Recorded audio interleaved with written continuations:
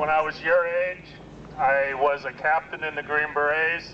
I commanded 200 mountain-yard tribesmen, and I worked in Laos.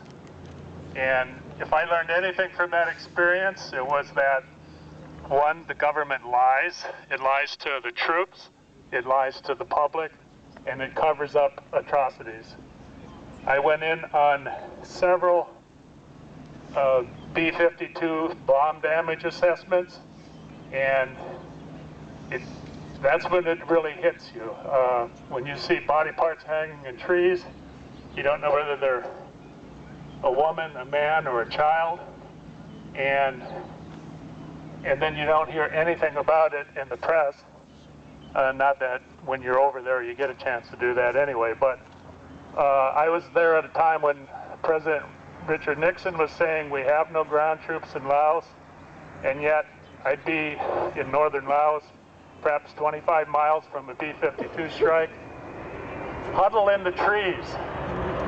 Listen to the sound coming over you right now.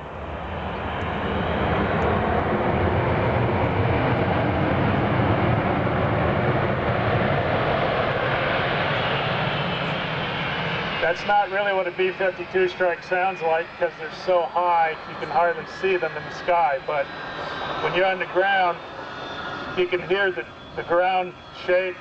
You can feel leaves falling off trees, and this is 25 miles away. I cannot imagine the terror of people who are constantly exposed to this kind of overflights, and I know drones do the same thing. It isn't just the occasional drone strike. These drones are flying 24/7, and the people who have to live underneath them without knowing if they're going to be next, their cousin, their brother, their daughter's going to be hit by a drone strike. It is absolute terror.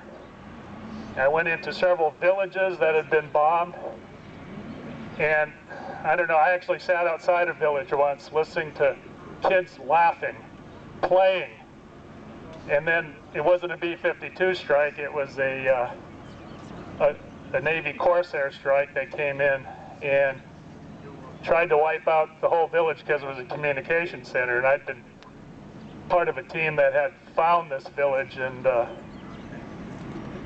I was against what happened. I wasn't in charge of that particular mission, I was just an advisor, but I heard the kids laughing, playing, and then suddenly these planes come flying over. I see an old man who had been following our tracks for 2 days, firing a single-shot rifle at these planes as they were coming in until they killed them with 20mm cannon fire. And then we didn't get a chance to go into that village, but I'm glad I didn't. So I wouldn't have wanted to see what was there.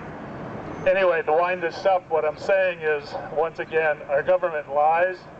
It lied to you, it lies to us, and